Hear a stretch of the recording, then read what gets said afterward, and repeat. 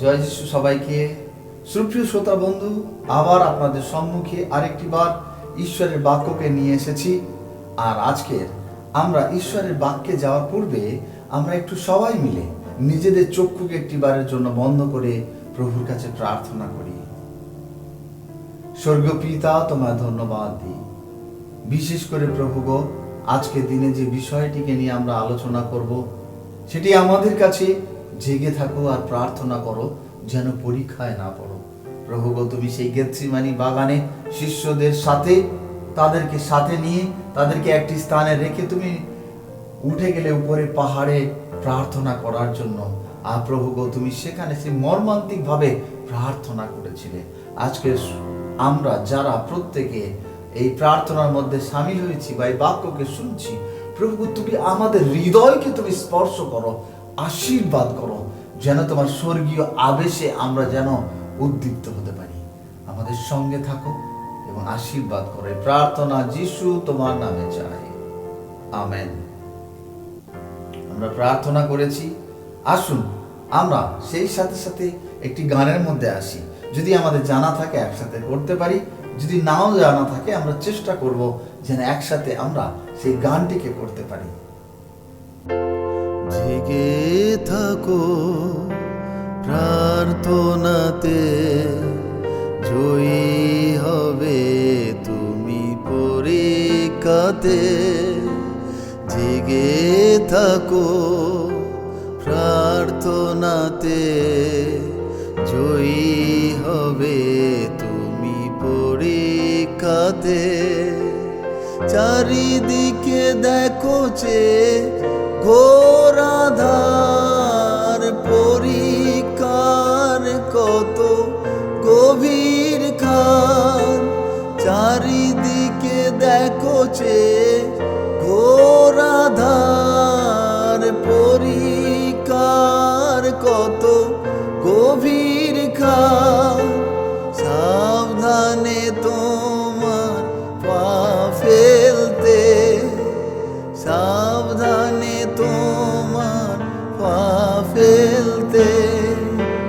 জেগে থাকো তোমরা প্রার্থনাতে, জেগে থাকো প্রার্থনাতে, জয়ী হবে তুমি পরীক্ষাতে। জেগে থাকো প্রার্থনাতে, জয়ী হবে তুমি পরীক্ষাতে।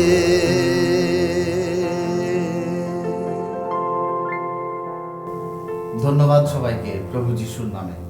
আসুন আমরা ঈশ্বরের বাক্য থেকে কিছু বিষয় আমরা জানব। আজকের দিনে যে গেতসেমানি বাগানে প্রভু যিশু, গেতসেমানি বাগানে প্রভু যিশু, সেই বিষয়টিকে নিয়ে আমরা আলোচনা করব, যা আমরা পাবো লূকা লিখিত সুসমাচার তার 22 অধ্যায়। আমরা যদি 39 পদ থেকে দেখি, সেখানে একটি বিষয় আমাদের কাছে বলছে যে প্রার্থনার সময় প্রভু যিশুর দুঃখ প্রকাশ। প্রার্থনার সময় প্রভু যিশু তিনি তার দুঃখকে তিনি প্রকাশ করলেন। যে প্রভু যিশু কথাতে দেখা গেল যে অনেক অন্ধখঞ্জ ব্যক্তিরা তারা সুস্থ হয়েছে, কিন্তু আজকের সেই প্রভু যিশু তিনি গেতসেমানি বাগানে তিনি তার দুঃখকে তিনি প্রকাশ করছেন তার সেই স্বর্গীয় পিতার কাছে। যে পিতা তাকে স্বর্গের সমস্ত সুখ ছেড়ে এই পৃথিবীতে পাঠিয়েছিলেন।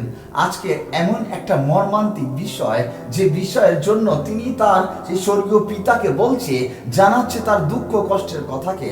আজকে তিনি স্মরণ করছেন তার পিতাকে, তার পিতাকে জানাচ্ছেন যে পিতা, যদি সম্ভব হয় এই দুঃখের পানপাত্রকে তুমি সরিয়ে নাও, কিন্তু আমার ইচ্ছা নয়, তোমার ইচ্ছা আমার জীবনে পূর্ণ হোক।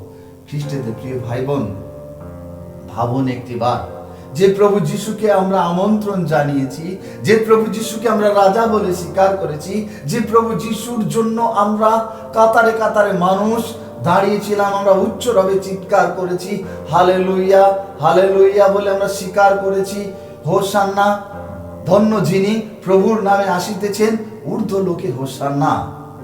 আমরা তাকে রাজার বেশে দেখেছি, রাজার সাজে তাকে দেখেছি, তাকে আমন্ত্রণ জানিয়েছি, আমাদের রাজা হিসাবে আমরা গ্রহণ করেছি। আজকের সেই রাজা, সেই বিশ্ব ব্রহ্মাণ্ডকে যিনি সৃষ্টি করেছেন, যিনি মুখের কথাতে সৃষ্টি করেছেন, যিনি রোগীকে সুস্থ করেছেন, মৃতকে জীবন দিয়েছেন, সেই প্রভু যীশু খ্রিস্ট আজকে তিনি গেতসেমানি বাগানে তিনি মর্মান্তিক দুঃখকে তিনি প্রকাশ করছেন। কার সাথে? পিতার সাথে। যে বিষয়টিকে আমরা এইরূপ দেখলাম, সেখানে বলছে তার শিষ্যরা তার সঙ্গে পিছনে পিছনে গেলেন। ঠিক জায়গায় পৌঁছানোর পর যিশু তাদের বললেন, প্রার্থনা করো যেন পরীক্ষায় না পড়ো। প্রভু যিশু তার শিষ্যদেরকে বললেন, তোমরা প্রার্থনা করো আর পরীক্ষাতে যেন না পড়ো। কারণ প্রভু যিশুর সাথে তার শিষ্যরা থাকতেন, তারা প্রার্থনায় মগ্ন থাকতেন, প্রার্থনায় সময় কাটাতেন। কিন্তু এখানে এসে দেখা গেল প্রভু যিশু আরেকটি বার তাদেরকে স্মরণ করিয়ে দিচ্ছে, রিমাইন্ড করিয়ে দিচ্ছে যে জেগে থাকো আর প্রার্থনা করো যেন তোমরা পরীক্ষায় না পড়ো।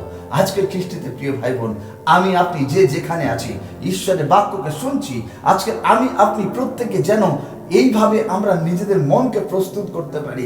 প্রভু যিশু আমাকে বলছেন, প্রভু যিশু আমাকে ব্যক্তিগত আমার নাম ধরে বলছেন যে জেগে থাকো আর প্রার্থনা করো যেন পরীক্ষায় না পড়ো। কারণ এই জগৎ বড় মন্দ, এই জগৎ বড় আমাদেরকে কষ্ট যন্ত্রণা দেয়, কিন্তু সেখান থেকে যেন আমরা প্রভু যিশুকে নিয়ে জীবন করতে পারি। আজ প্রভু যিশু আমাকে আপনাকে এই কথা বলছে যেন জেগে থাকতে পারি আর প্রার্থনা করতে পারি। তারপর যিশু তার শিষ্যদের কাছে থেকে কিছু দূরে গিয়ে হাঁটু পেতে প্রার্থনা করতে লাগলেন।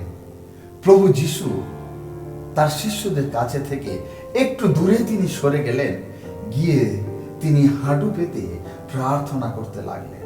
তিনি হাঁটু পেতে প্রার্থনা করছেন স্বর্গীয় পিতার কাছে। পিতাকে তার মনের কষ্টকে তিনি খুলে বলছেন। তিনি বলছেন, পিতা, যদি তুমি চাও তবে এই দুঃখের পেয়ালা আমার কাছ থেকে সরিয়ে নাও।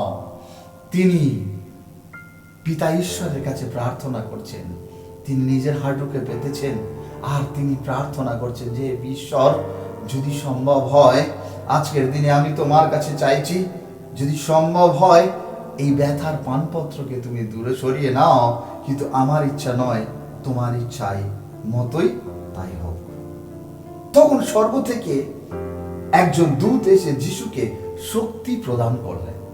অর্থাৎ তিনি যখন মর্মান্তিক ভাবে আছেন, তিনি যখন প্রার্থনায় একভাবে আছেন, তিনি এক চিত্তেই পিতা ঈশ্বরের কাছে প্রার্থনা করছেন, তিনি মর্মান্তিক অবস্থায় আছেন, তখন স্বর্গের এক দূত প্রভু যিশুর কাছে আসলেন, তাকে শক্তি প্রদান করলেন।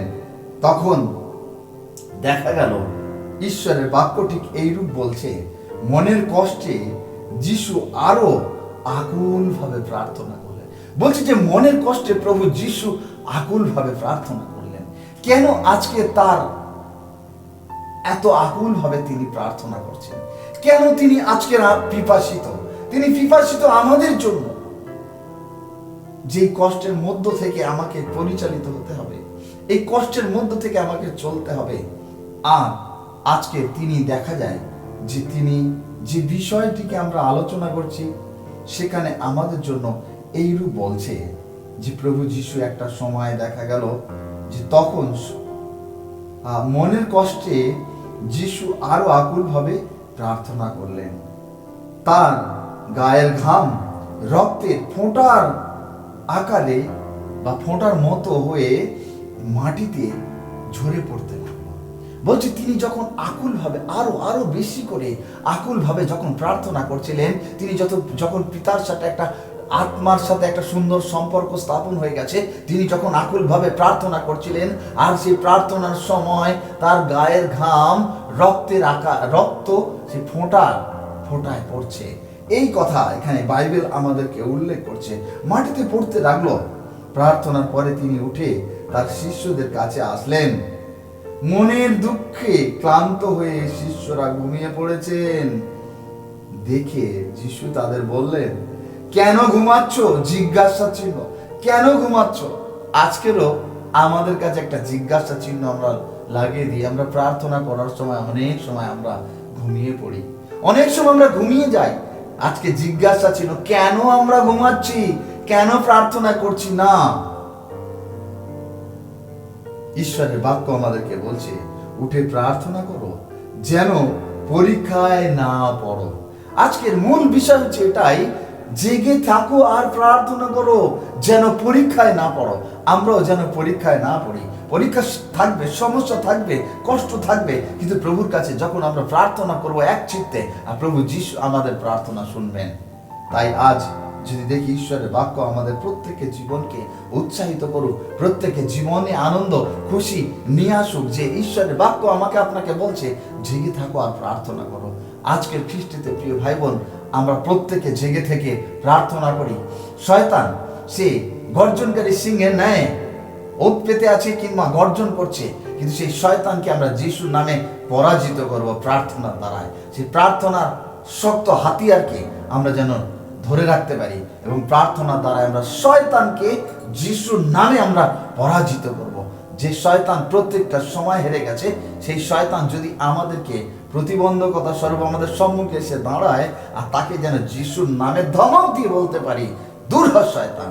যদি আমার মধ্যে প্রার্থনা থাকে, যদি আমার জীবন প্রার্থনাশীল জীবন হয়, যদি আমার মধ্যে ঈশ্বরের বাক্য থাকে আর ঈশ্বরের বাক্য নিয়ে আমি যদি থাকি, তাহলে ঈশ্বর আমাদের প্রত্যেকের জীবনে আশীর্বাদ করবেন। আমরা যারা সমস্যার মধ্যে আছি, কিন্তু আজকে এই মর্মান্তিক অর্থাৎ গেতসেমানি বাগানে প্রভু যিশুর যে মর্মান্তিক ঘটনা বা দৃশ্যের কথা আমরা শুনছি, সেখান থেকে প্রত্যেকে একটি বার যেন আমরা ভাবতে পারি যে প্রভু যিশু আমার আপনার জন্য তিনি স্বর্গের সুখকে ছেড়ে এই পৃথিবীতে এসেছিলেন। তিনি আসার পরে অনেক অলৌকিক কার্যের কথা তো আমরা শুনেছি। আজকে সেই প্রভু যিশু তিনি গেতসেমানি বাগানে তিনি হাঁটু পেতে বসে প্রভু পিতা ঈশ্বরের কাছে প্রার্থনা করছেন, আকুলভাবে তিনি প্রার্থনা করছেন এবং তার গায়ে থেকে ঘাম পড়ছে, ঘাম নয় ফোঁটার আকারে রক্ত পড়ছে। আজকের আমি আপনি একটি বারের জন্য ভাবুন, আমরা প্রত্যেকে ভাবি যে কি আমাদের জীবনে হতে চলেছে। যে প্রভু যিশুকে আমাদের জীবনে প্রাধান্য দেওয়ার কথা ছিল, আমরা অনেকটা সময় তা থেকে দূরে সরে গেছি।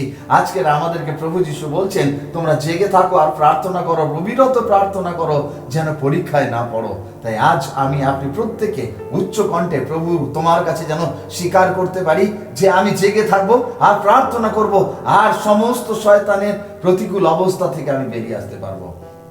আজকে দিনে পিতা ঈশ্বর তিনি আমাদের সবাইকে আশীর্বাদ করুন, যেন আমরা জেগে থাকার সাথে সাথে প্রার্থনা করব এবং সমস্ত পরীক্ষা থেকে উত্তীর্ণ করব। আর একটা সময় এসে আমরা ধমক দিয়ে বলবো, যিশুর নামে দূর হ শয়তান। আর আজকের আমাদের সম্মুখে আমরা প্রত্যেকে যখন প্রভু যিশুর কাছে বা তার সান্নিধ্যে যখন আমরা বসেছি, আমরাও প্রত্যেকে জেগে থাকি আর প্রার্থনা করি, কারণ আমাদের সম্মুখে পরীক্ষা আসতে চলেছে, কিন্তু প্রভু যিশুর সঙ্গে যেন আমরা থাকতে পারি। ঈশ্বর তার এই আপন বাক্যে আমাদের সবাইকে অনেক অনেক আশীর্বাদ করুন। আমেন।